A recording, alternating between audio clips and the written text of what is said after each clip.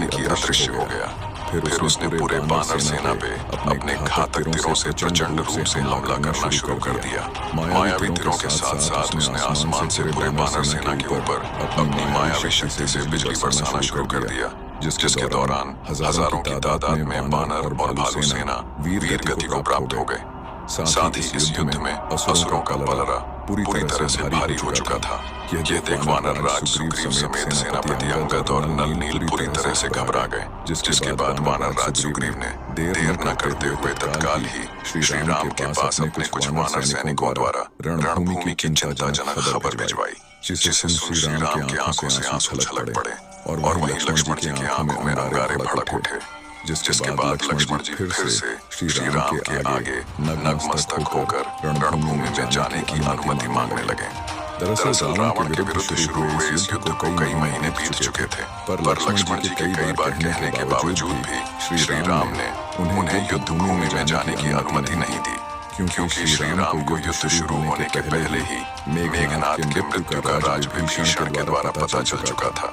दरअसल मेघनाद ने जब ब्रह्मदेव की तपस्या पूर्ण की, तब उसने ब्रह्मदेव से अमृता का वरदान मांगा, जिसे कि ब्रह्मदेव ने प्रकृति के नियम के विरुद्ध बताते हुए मेघनाद को कुछ अलग प्रकार का कठिन मृत्यु वरदान दे दिया, जिसके दौरान मेघनाद की मृत्यु सिर्फ उसी जीव के हाथों संभव होगा जो कि 14 वर्षों से सोया न हो। और इस वरदान के मुताबिक पूरे सृष्टि में लक्ष्मण जी एक ऐसे जीव मात्र थे जो कि लगातार 14 वर्षों से अपनी निद्रा को त्यागे हुए थे। और इन बातों को समझते हुए श्री राम ने पहली बार लक्ष्मण जी को युद्ध में जाने की अनुमति दे दी, क्योंकि इस बार रणभूमि में मेघनाद यानी कि इंद्रजीत पैर जमाए जो बैठा था। फिर यहाँ रणभूमि में मेघनाद वानर सेना के ऊपर अपनी बिजली जैसी ताकत बरसा ही रहा होता है कि अचानक वहाँ लक्ष्मण जी उसके समक्ष आ खड़े होते हैं और मेघनाद को युद्ध के लिए ललकारने लगते हैं।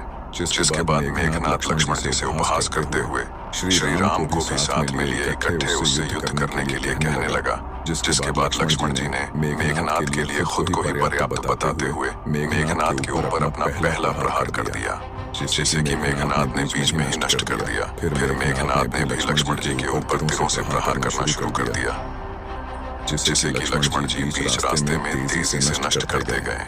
ऐसे ही काफी समय तक दोनों महायोद्धा एक दूसरे के ऊपर तमाम प्रकार के तीरों से प्रहार करते रहे, लेकिन कुछ समय बाद लक्ष्मण जी मेघनाद के ऊपर भारी पड़ने लगे, जिसे देख मेघनाद ने छल कपट का सहारा लेना ही सही समझा।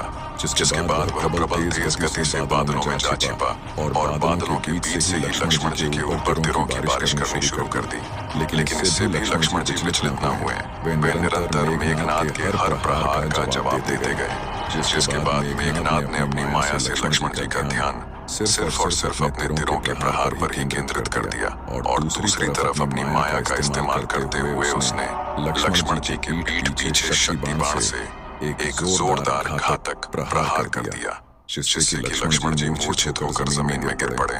और यहाँ मेघनाद यानी कि इंद्रजीत जोरों से ठाके लगाते हुए ऊपर बादलों से युद्ध भूमि पर मूर्छित पड़े। लक्ष्मण जी के ऊपर दोबारा से अपने तलवारों से प्रहार करने के लिए कूद पड़ा, पर मेघनाद जैसे ही मूर्छित पड़े लक्ष्मण जी के समीप पहुंचा, उसकी छाती में एक जोरदार गदा प्रहार हुआ, जिससे कि मेघनाद कोसों दूर जा गिरा।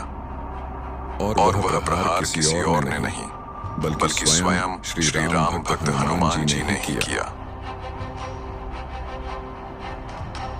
फिर हनुमान जी युद्ध भूमि में मूर्छित पड़े लक्ष्मण जी को उठाकर अपने संग श्री राम के सम्मुख लेकर आए। फिर लक्ष्मण जी को मूर्छित अवस्था में देख श्री राम घोर निराशा के अंधेरे में डूब गए और रो कर अपना बुरा हाल कर बैठे। श्री राम को रोता हुआ और लक्ष्मण जी को मूर्छित अवस्था में देख हनुमान जी भी निराश हो गए।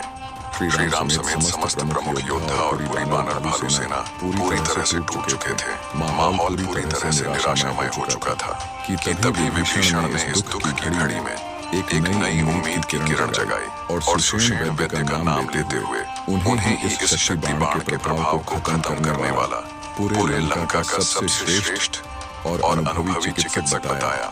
जिसके बाद तनिक भी देर न करते हुए हनुमान जी ने विभीषण से सुषेण वैद्य का पता पूछा और लंका नगरी की तरफ उड़ चले। और फिर लंका नगरी पहुंचते ही हनुमान जी ने सुषेण वैद्य को अपने घर के अंदर सोता हुआ पाया। जिसके बाद हनुमान जी ने बिना समय नष्ट किए उनके घर को जमीन से उखाड़कर सुषेण वैद्य समेत पूरे घर को अपने हाथों में लिए आकाश मार्ग से लाकर लक्ष्मण जी के सम्मुख रख दिया।